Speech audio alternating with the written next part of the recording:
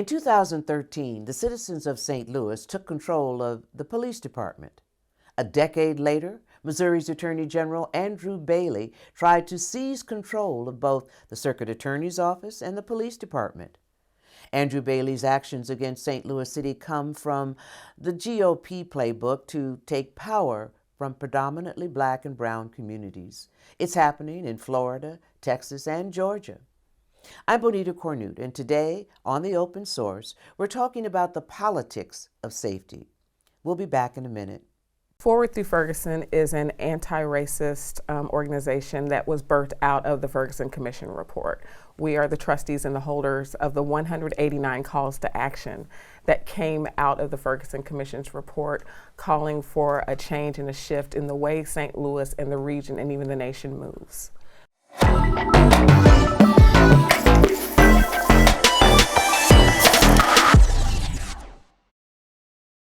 Defense attorney Jerryl Christmas is my guest today. Christmas is an advocate, and he has worked as a prosecutor and a congressional staffer. Jerryl, welcome to Open Source. Glad to have you with us today. Bailey's attempt to actually control St. Louis public safety departments with greater intensity seemed to increase after Daniel Riley slammed into the young lady who was in town for the volleyball tournament. Do you think that he actually used that event as part of his strategy to take control of the police department? Of course, he used it as his strategy to take control of the police department and to remove Kim from the prosecutor's office. It was not only the police department, it's the prosecutor's office too. And it's unfortunate, that was a tragic accident. And it's unfortunate that that accident will be used that way for political purposes instead of the concern for the young lady who was hurt. How does he do that, though? How is he able to make that call based on a tragedy? You know. Well, so it was very dramatic because you have a young lady in town for a volleyball tournament who, from the result of a freak accident, loses both of her legs. So it garnered so much sympathy in the community at the time, and he took that sympathy and used it for his own purposes. How successful was that, you know? I think it was very successful because we look at where we're at right now.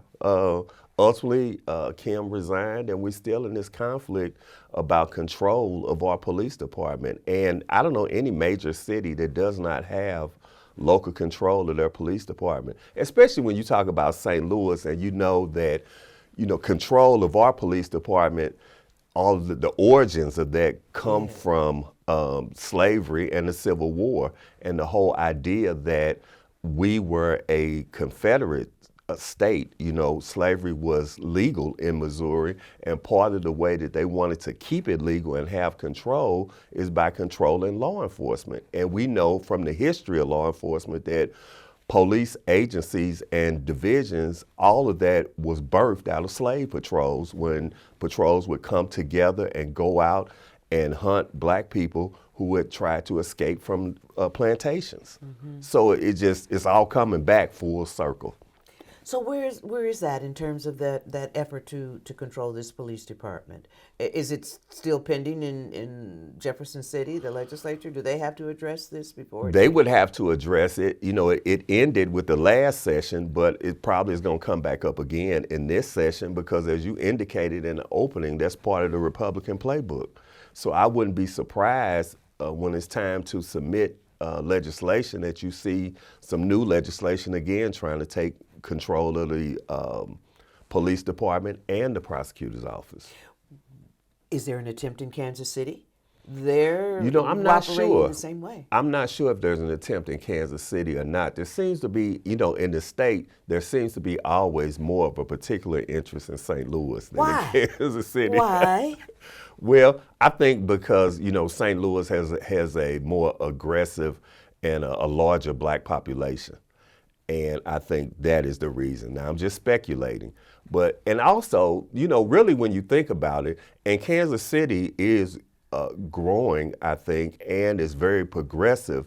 But when you think about Missouri, people still a lot of times think about St. Louis, as opposed to Kansas City. The Chiefs, though, have done a lot to promote Kansas City, because you look at them now, they America's team now. So a lot of people are more in tune to Kansas City now, and I think that's because of the NFL more so. But St. Louis is still, you think about the arch, the gateway to the West, St. Louis is still, we still hold a very significant role in state politics. Well, I'm looking at the numbers, the crime statistics for Kansas City. The homicide rate in Kansas City was actually higher than it was here in Missouri. I mean, just the numbers. A couple, almost 100 more cases, homicide cases in Kansas City. That you would think that would then make it more of a target in terms of this takeover effort on the part of the Attorney General. They seem, though, to be able to fly under the radar, even when you talk about the statistics in Kansas City, especially when you think what just happened in Kansas City when they had the parade for the Super Bowl championship and you ended up having those shootings. Most people were shocked by that. I was shocked by it because I didn't think that kind of crime was happening in Kansas City, to be honest. And I called some friends up there and they said, oh yes, we have a major problem up here. But they have done a better job, I guess a better PR job of keeping it more quiet about what's happening in Kansas City. St. Louis, for the longest, seems like the longest that I've been here, has always been, one of the top 5 cities in the murder rate, unfortunately. Yeah. Unfortunately.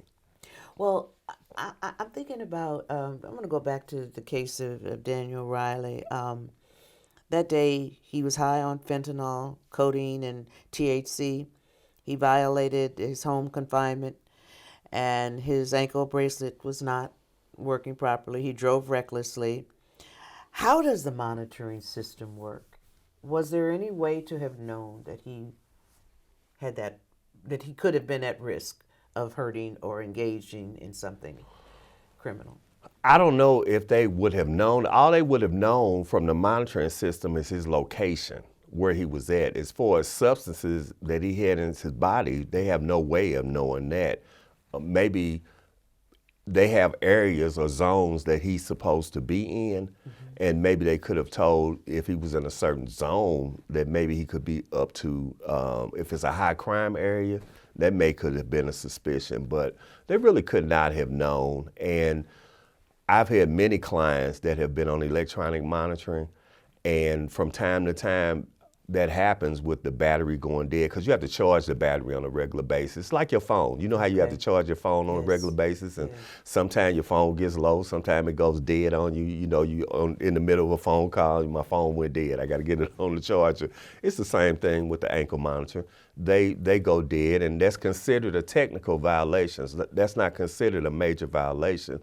So you can have a number of technical violations and a judge not revoke your bond because of that.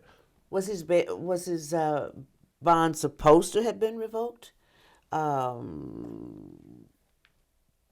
Seems like that was part of the plan, part of the situation.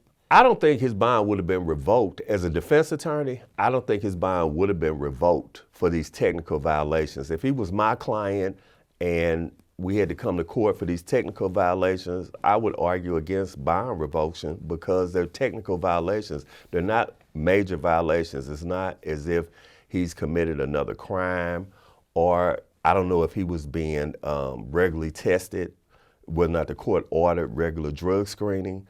Now, if they order regular drug screening and he's coming back positive with, serious drugs in his system, then that's grounds for revocation. Okay. If he commits another crime, that's grounds for revocation. There are other issues, more major issues that are grounds for revocation. If he's threatening the victim in the case, say for example, a lot of times when you're on bond, you have conditions that you cannot have any contact with the victim or the victim's family, and you attempt to make contact or threaten them, those are major violations that will get your bond revoked immediately. How does that process work? Is it up to the attorney, the circuit attorney, to request it, or um, in the case of former circuit attorney Kim Gardner, there was conversation that she should have done more. They requested bond revocations before. The judge just decided not to revoke the bond. Only the judge can revoke the bond. Now, two things will happen. The judge will get a report on these violations, and so will the attorneys. The defense attorney will get a report, and the prosecutor's office will get a report. Of course, you know the defense attorney is not going to run in there asking for his client to be revoked. But, you know, the judge can revoke the bond on his own. He doesn't have to wait on the prosecutor's office to come in and say, we want a bond revocation. The judge has the power. That's why he gets a report, because the judge can just get the report, look at it, and say, that's enough. You know, I'm not going to allow him to be back on the street. He'll set it for hearing, call in the defense attorney in the prosecutor's office and say what he's going to do, and what he says stands. The other option is that the prosecutor's office can ask for a bond revocation or a hearing. And a lot of times what the prosecutor's office will do is that they will ask for that revocation. They may not get it, but what they want to do is in that hearing, you know, they want to reemphasize that you need to keep that ankle monitor charged. And judge, we want to put maybe some extra conditions around him depending on whatever issues he's having. It's a case-by-case situation.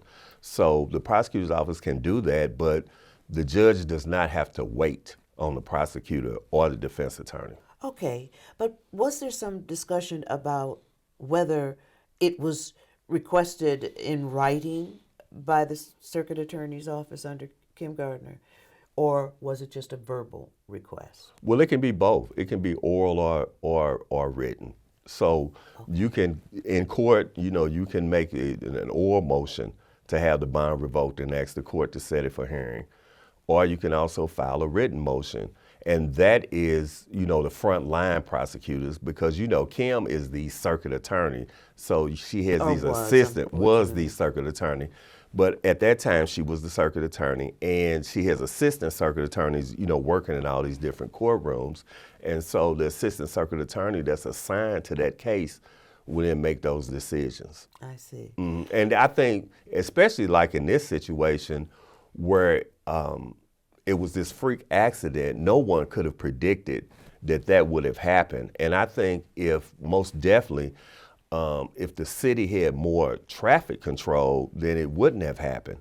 I think that is a real issue that needs to be looked at when we're having major events that are happening in the city, downtown, and in the other areas. How much traffic control coverage do we actually have going on? Because that's a deterrent to people speeding.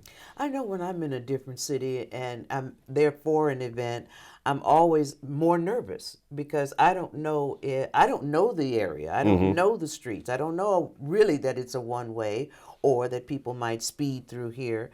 So I am mindful of that, which makes me think, or makes me hope, that the authorities are paying closer attention to that kind of situation and understand that they perhaps need to have more patrols out on the street to provide traffic control and things like that. We definitely need more control, and I think the city went too long without patrolling traffic, and so they allowed in certain ways for this situation to happen, because we went a long period of time with the city not enforcing traffic violations. And so people started to become accustomed to running these red lights and running stop signs because there was no traffic patrol going on. And if you notice, a lot of this happened as a result of Michael Brown. So Michael Brown was killed. All the information came out about how the municipalities were using the court system in order to fund the municipalities in the municipal court systems by, over-ticketing people. Well, I think that caused a lot of law enforcement to just stop doing ticketing, period. Now, nobody said to stop doing ticketing. No. What we said was stop using it as a tool to profit for the municipality. But what happened is that they stopped doing ticketing, And so we at the 10-year anniversary of Michael Brown. Most of these people, they started driving in this time period where they stopped ticketing. And so you notice that these people that are getting involved in these accidents or these, 21, 22, 23, 24-year-olds who were, 14 Interesting point. when Michael Brown happened, they have not been a product of the kind of enforcement of traffic rules the way we have. That's and a I good think point. we need to be back in the mode of enforcing traffic. Interesting. Well, you brought up a name, and I think we want to come back and talk a little bit about that after the break. Jerryl, we want you to come back and talk to us about defense attorneys and why they're so important. We'll be back in just a moment. My wife got a phone call from Leslie's mother. She had called, actually called to speak to me. I was in the other room. She answered the phone. And she said, Desiree's on the phone. She want to talk to you. I get on the phone. And she said, police just shot Mike. He's laying in the middle of the street. And I went mute for a second. And I turned to, Cal and her mother, which was in the room with me. And I said, so the police just killed my son?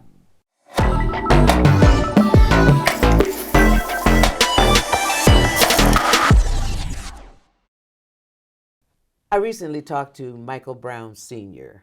About his son's death, and we all remember that, and you alluded to it just before the break. Talk to us a little bit about police shootings and how that impacts a community, and in your role as a defense attorney too. I do both civil and criminal work. So I've had several police shooting cases. Don Clark Sr. is a case I have right now, a Army veteran who was in his house asleep when SWAT team came in there, 17 SWAT, and shot him dead in his house. Mansour Ball Bay, Von Derek Myers, and right after Michael Brown. We've had a number of police shootings, and it's a result of the police not putting value on black life. And that's where the problem occurs, because they are very quick to kill our people. And that's why, as a defense attorney, one of the things, if you call my voicemail right off, it'll say, don't say anything, don't sign anything, because you have to know your rights. And even when you're in situations where you're being pulled over, there's certain precautions that we have to take as black people that everybody else does not have to take. But we have to have that talk and that conversation with our children, because we want our children to survive. Sure. And it shouldn't be necessary, but it is. It's absolutely necessary. And I tell young people and old people and everybody alike, police are trained to diffuse the situation, but they don't. Oftentimes they escalate the situation, and so you have to be the one to diffuse the situation. They'll tell you it's out of fear.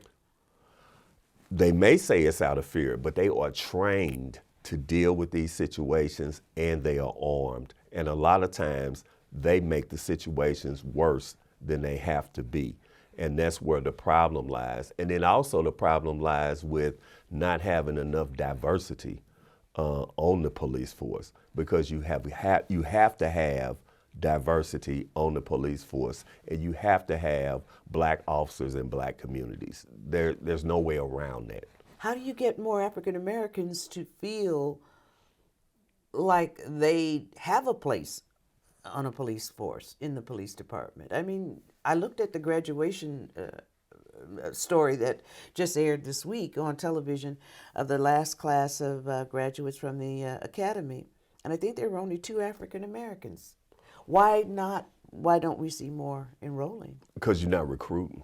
You have to go out and recruit, Really? Just like with anything. Anytime you want more, you have to go out and recruit. When I was in law school at Texas Southern in Houston, the Dallas prosecutor's office wanted to have more black prosecutors. They came to the law school and recruited black people to be in the prosecutor's office, because they knew that's what they wanted, what they needed.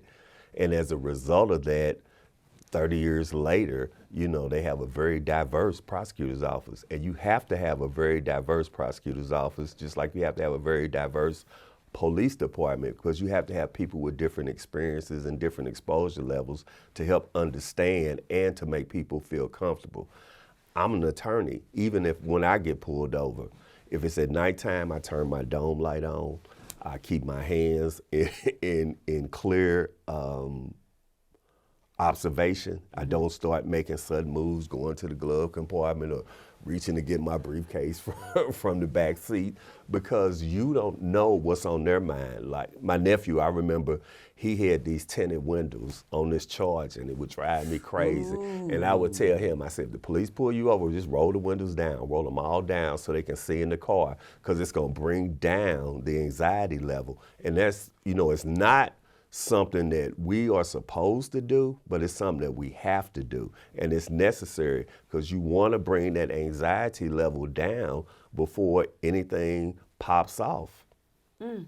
You just said something about the recruiting effort in Texas, your personal experience, the fact that they wanted to see more African Americans in the prosecutor's office. That then leads me to the next question. Why do so many African Americans find themselves lost in the judicial system? Is it because that system doesn't seem to recognize them, know how to deal with them, or they're not represented properly? Why do? Well, you know, there are a number of factors involved in that. You know, our country was founded on our free labor. We went to war because the whole situation in the Civil War was about slavery. You know, the North was saying the South is benefiting too much from it. The South didn't want to give up the wealth that they were benefiting from the free labor. Mm-hmm. And, you know, as a result, even Abraham Lincoln was negotiating with 3 other countries about where we would go, because the result was this: if they're not going to be free labor, we don't need them in the country.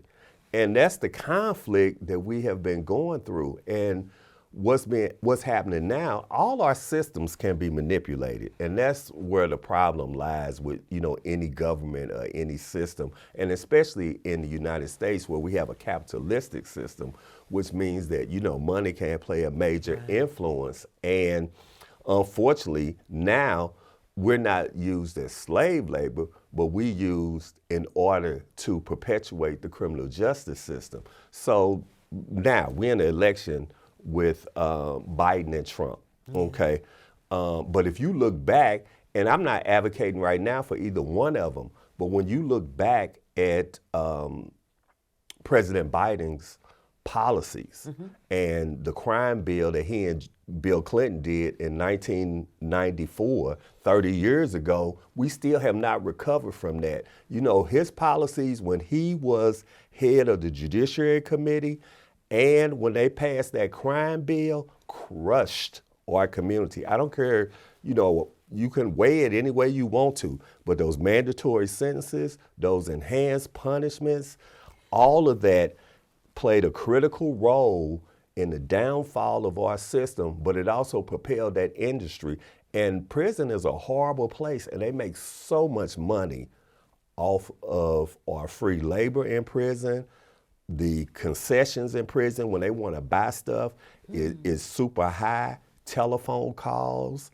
And when people come out of prison, they expect, they're not being trained to do anything in prison. And I've worked with so many people who have gone to prison and come out, and they come out worse than they went in, because they already were at a skill deficit going in, and then they come out at an even more deficit, and they have this criminal record, and they've been incarcerated for so long, they can't even cope in the real world.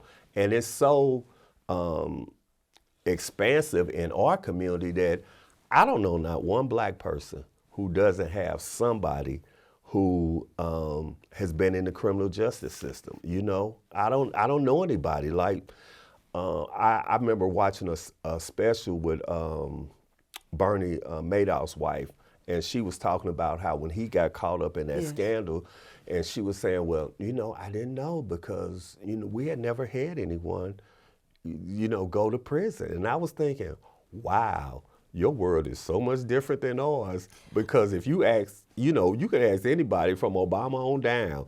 Everybody, everybody knows somebody. Myself included. Right. We all know somebody who's had to interact with this system, who's either been confined or we working with or trying to help. But we really got to start early, because I tell you the truth, Benita, reading is fundamental. And the overwhelming majority of my criminal drawer, they can't read and comprehend. And what happens is that they're not getting early education, early preschool. We really need early preschool reading education. These kids, they get to second, third grade, they know they're falling behind. They know they can't comprehend. They understand that. They know when they're having problems reading. And, by fifth and sixth grade, they're getting into mischief. And we start talking about minor stuff, Yeah. And then as they age, 8th and 9th, they get into more serious stuff. Then they're in juvenile court, and then the next thing you know, they're in criminal court as adults. And so we really have to drill down on making sure that our children can read and comprehend. We have to look out for more than just our biological children, and we have to know that parenting is a contact sport. You got to have contact and be engaged in your children's lives. You just can't let it just happen. Mm-hmm. You have to be there and be a force, because you can really mold how you want your children to be. For a long time, I thought I wanted to be a lawyer. I thought that was my idea. I thought, I'm a lawyer because I always wanted to be a lawyer. Yeah. And as I've gotten older and I've thought about it and really gave it some deep thought, my father wanted me to be a lawyer. He planted that idea in my head so early that I thought it was my idea. Oh, you're kidding. I'm serious. I just started coming to that realization because I started thinking, well, why did I want to be a lawyer? And then I started thinking, Daddy always said that. And then I realized, it really is true. You can If plant you a plant seed. that seed. He planted that seed in my head so early, I thought it was my own idea. And repeated it, And I repeated it, and repeated it. And it came to fruition, and it can happen. And we've seen it happen. We've seen, athletes, celebrities, educators, politicians, everybody talk about how people have planted stuff in their head at an early age, and it came to fruition. Wow. That's an interesting thought. I didn't know that was your situation. I really didn't. I didn't either at first. I thought I wanted to be a lawyer. Well, now that you are, tell me, as a defense attorney, how are you helping people? I mean, do you find that this role, this new, well, it's not new, but this position that you're in, do you find that you are able to make a difference in the lives of your clients and the larger community? I am, and I'm very thankful for that. And I'm very thankful that I was a prosecutor first. And I'm really thankful to Clyde Cahill and Yes. Federal Judge Ronnie White, Yeah. because I was living in Atlanta. I left Atlanta to go to law school in Houston. I had been in Atlanta for 5 years, and then I wanted to go to law school, so I went to Texas Southern in Houston, Thurgood Marshall School of Law. My first semester in law school, I got to law school in August. In September, my dad was diagnosed with pancreatic cancer. And then he died in December. It was so quick. I took one final and I had to come home. My mother called me and said, you need to come home immediately. I got home and he died the next day. So he never got an opportunity to see me graduate. And when I came home in September, he got diagnosed. I wasn't going to even go back to law school, but he insisted that I go back. And I had no clue that, the cancer, I didn't know how severe pancreatic cancer was. Yeah. And it just came out of nowhere. And so I started coming back to St. Louis that summer because my little brother was a senior in high school and my mother was here. And I interned with Clyde Cahill and Judge White. And they suggested the next year that I interned in the prosecutor's office. And I was like, I don't work in the prosecutor's office locking brothers up. That's not something I want to do. But I was like, okay. So, you know, the next summer, I interned in the prosecutor's office. D. Joyce Hayes was the prosecutor, and Hope Whitehead was in the office, and Paula Bryan, and Barbara Peoples, and I remember. Marvin Terry. You know, I started meeting these black prosecutors, and I was like, And that's when I really started saying, oh, the prosecutor's office is the power side of the criminal justice system. You know, they decide who's going to be charged, what they're going to be charged with. They recommend the punishment. Then I started to better understand this is the side where you can really make a difference. So I really wanted to go back to Atlanta, but my mother was pressuring me about coming back home.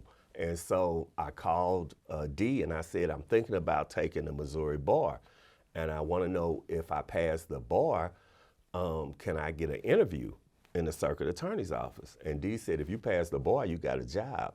And I made the mistake of telling my mother that, and it was over.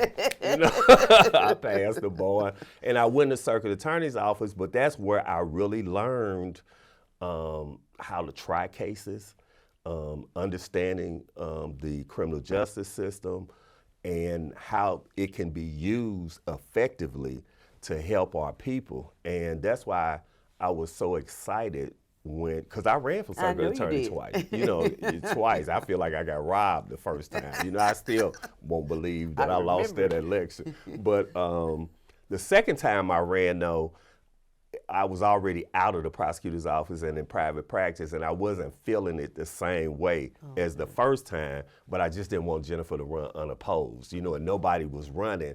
And, you know, that's the thing sometimes about being home. St. Louis is such a diamond in the rough, and so many people here just don't realize it. But if we could just get more exposure from the people that are here, so many people that live here that are here now just have never lived anywhere else. That's true. That's and so true. You know, the fact that I went and I lived in Atlanta, and I lived in Houston, and I lived in DC, you know, it just gives me a different exposure level, and I can really see just what a gem and how we can be doing things so differently here. But so many individuals are just so St. Louis, and they just don't feel like it can be more. And it's like, you just don't understand. I mean, you know, the cost of living is cheap. Yes. You can move around here. You can get around in 20, 25 minutes. That is not happening in the A. No. And then the other thing that spoiled me is that when I moved to Atlanta, Andrew Young was the mayor of Atlanta, and right behind that came Maynard Jackson again. So I'm watching all these bold, courageous black politicians that's just making it happen. And you know, in Atlanta's just growing, and everybody around you in Atlanta has so much energy. Like everybody you talk to, what you doing? I'm trying to write a book.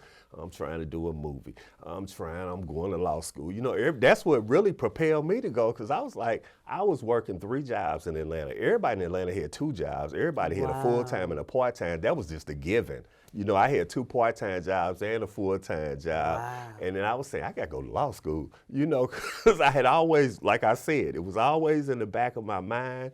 And I was a parole officer at the time in Georgia. And in Georgia, we had to do our own arrests. Like here, the sheriff's department would go out and get a parolee that violate. But in Georgia, we had to go out and get them ourselves. Oh, wow. So I was on the arrest team, and I had come in from, you know, doing an arrest, and I was thinking, I gotta do something different. And I found a letter in my drawer from one of my frat brothers. We were supposed to go to law school together. And it was an old letter. You know, back then, people, you know how old that is. Because people don't write letters anymore. People don't write letters anymore. And, you know, and it was talking about us going to law school, and I just made up my mind right then, I'm going. And from that prosecutor office position here in St. Louis, then you decided to go into private practice as a defense attorney. Mm-hmm. You feel like you can do more? I can do more as a defense attorney because I can help more people. I can do a lot in the prosecutor's office too, but you have some limitations in the prosecutor's office. You know, as a defense attorney, I can walk you out the door. How so?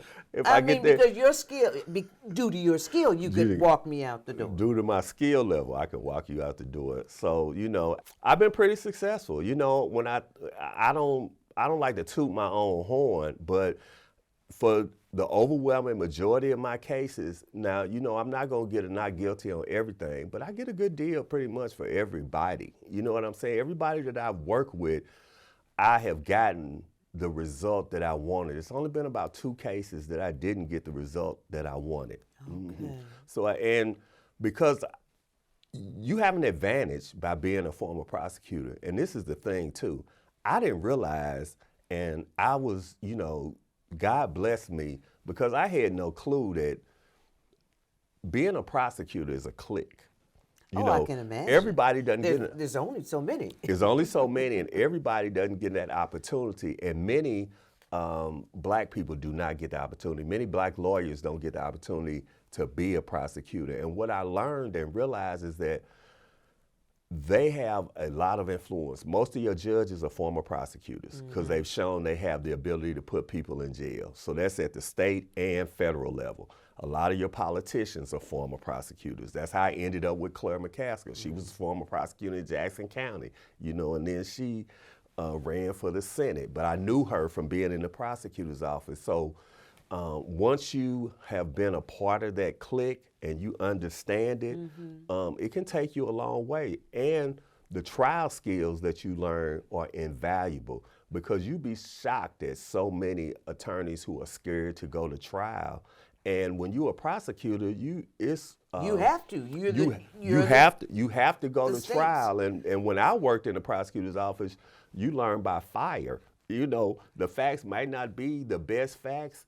And Shirley Rogers, who was the chief trial assistant, she said, well, you just have to try it. Some cases have to be tried. and so you better find a way. And you better find you just got to find a way to make it work.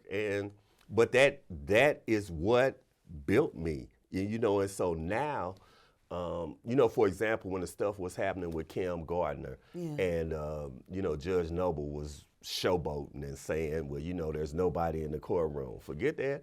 I'd have walked right on down there and said, put 12 in the box. Let's go. I'm here.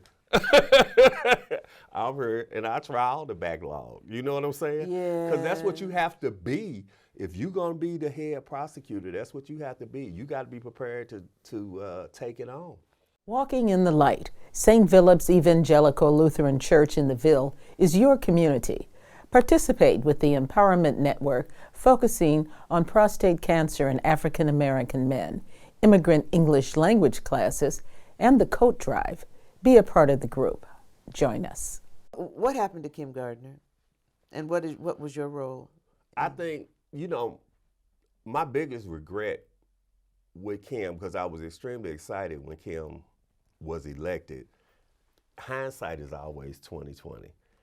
If I could do it all over again, as soon as she won the primary in August, I would have just shut my practice down and then went to go work for her.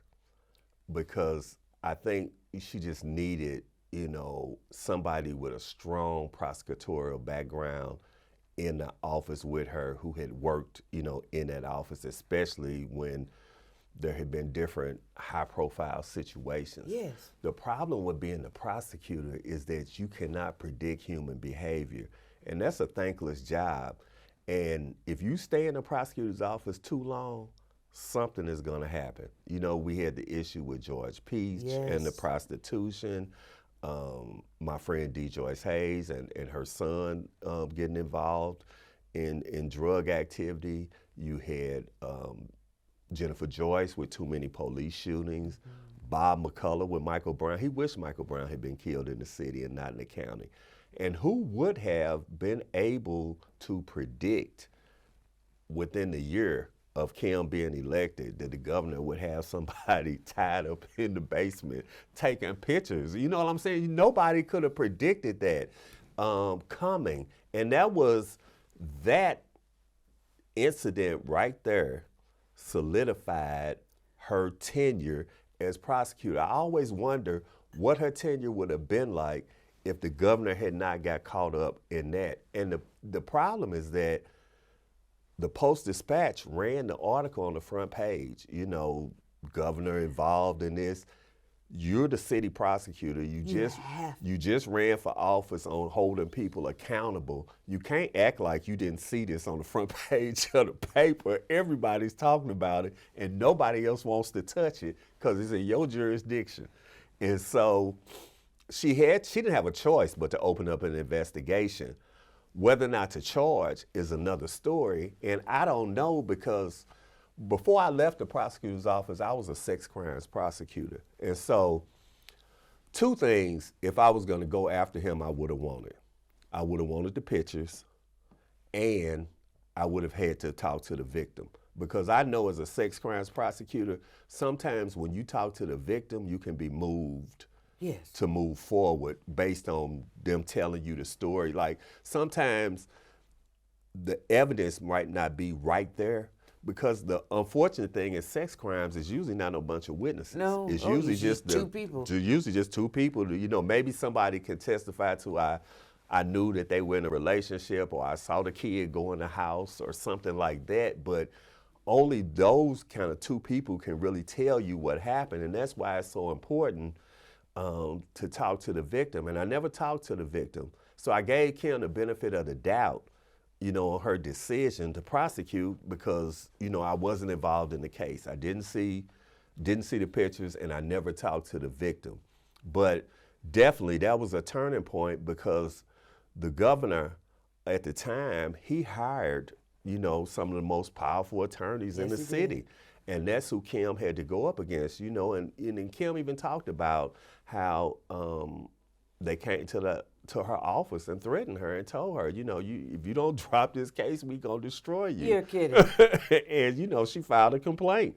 On that. And they had, you know, we're still a small city in the sense that there are people in this city that have a lot of influence.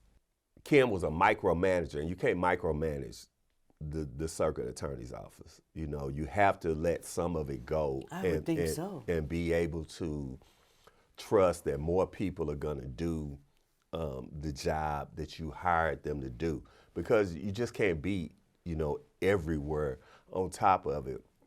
She was so concerned with, you know, making sure that you know, people were doing their job, and on top of it, I think she was just doing too much micromanaging.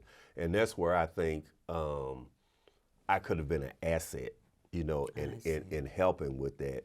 And then when I wanted to go to the office and was trying to go, I just couldn't get there because I had all these other cases.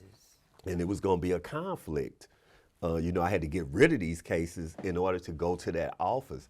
And it was just too hard. Like, I couldn't just get rid of these cases because they were in different stages of litigation, you know, both civil and criminal. And it was becoming, you know, there were more issues happening with her, and I just could not get, you know, my caseload down. And that's why I said if I could do it all over again, I would have just, you know, shut down in the beginning. But I did not know that was going to be necessary. Like, I didn't know the governor was going to. Well, I know you were very active. Yeah, who would have thought that? And I recall when that happened too, personally. I thought, oh no, this is not going to be good in the long run. Mm-hmm. This is not going to be good because of the power structure and what they can do and will do. But I know you were very active during the latter stages when it became truly intense for her and the effort to get her out of office. You were a spokesperson, more or less. I mean, I think you were there during I was acting as a defense attorney, I feel like. Well, yeah, that's kind of what it looked like as I was watching some of the news stories. You felt it was that important to get involved. Oh, because it's the prosecutor's office, and the prosecutor's office is extremely important to our community because it has such a significant impact on our community, unfortunately. You know, it is, it's live or die for us. Yes. You know, in that prosecutor's office and who you have in that office. You know, I think about, you know, we talked a little bit about, you know, Michael Brown and this being the 10th anniversary, and I just get sad, you know, when I think about that situation 10 years later, just the way that both Bob McCullough and Wesley Bell handled that situation.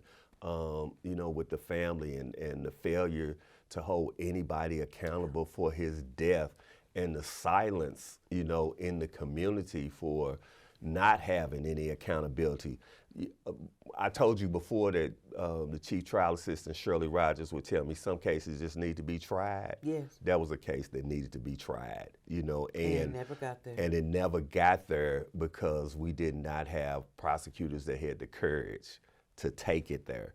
And, you know, so many people, 10 years later, you look back, have built such careers off of Michael Brown. You know, they've left St. Louis and they've gone on to such bigger and better things, but it would not have happened but for his death.